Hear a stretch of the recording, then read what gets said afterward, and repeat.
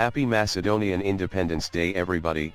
I find today is the fitting day to launch a series on why Macedonia is not Greek, why today's Macedonians are not Bulgarians, contesting Albanians' claims to current Macedonian land, and more.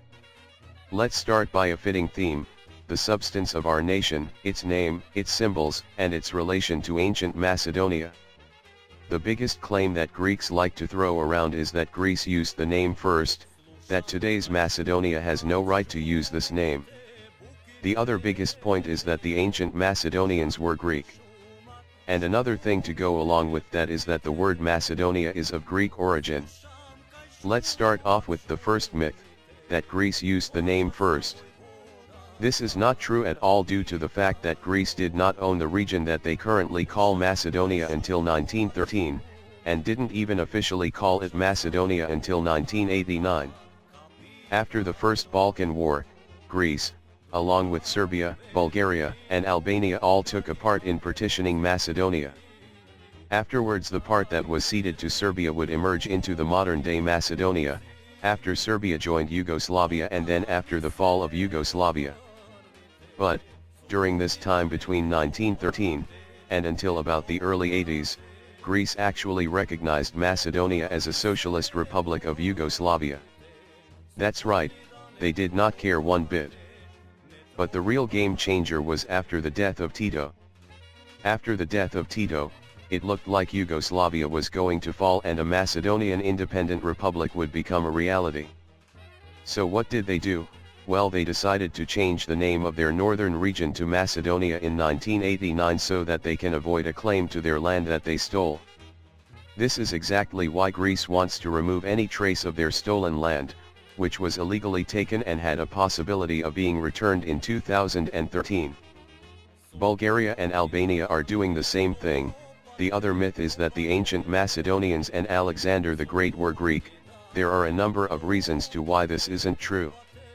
One of the reasons Greeks claim this is that they say Macedonia was a Greek city-state. This is laughable. We know this isn't true, there were many city-states in Greece, but Macedonia was noticeably more powerful than the Greek kingdoms. And Macedonia had cities within its borders. How can there be cities within a city? Also, Macedonia never fought alongside the Greek kingdoms in battles, only against them. In addition to this, there are numerous historians and maps that list Macedonia as a completely separate nation to Greece. Some other points include, that they spoke Greek, that they worshipped the same gods as Greeks, etc. I'll go more in depth about ancient Macedonia in general in a different video. This is just to go through the myths that the Greek propagandists put out. There's also the myth that today's Macedonians are a mix of Slavs and Bulgarians, and not related to the ancient Macedonians at all. I'll save that for the next video about Bulgaria. And finally there's the myth about Macedonia being a Greek word. They claim it means highlanders or tall people. But in reality, the closest word they have to that is makros, which means big. And they use that and stretch it to mean tall. Also, there's another meaning which makes a lot more sense.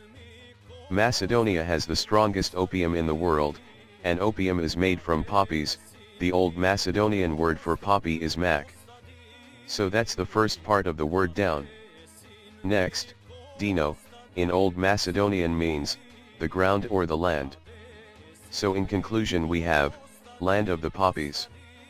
This makes a lot more sense as many other ancient civilizations are named similarly. For example, Italy means, land of the wolves, and Spain means land of the rabbits. This also proves why that symbol in the middle of the Kutlesh sun is there, that looks to be the center of an opium poppy flower.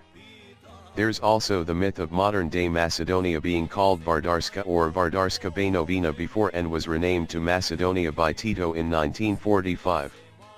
This is absolutely ridiculous as we literally have records of the coat of arms of Macedonia dating back to the 1300s, I'll be sure to make that into a video.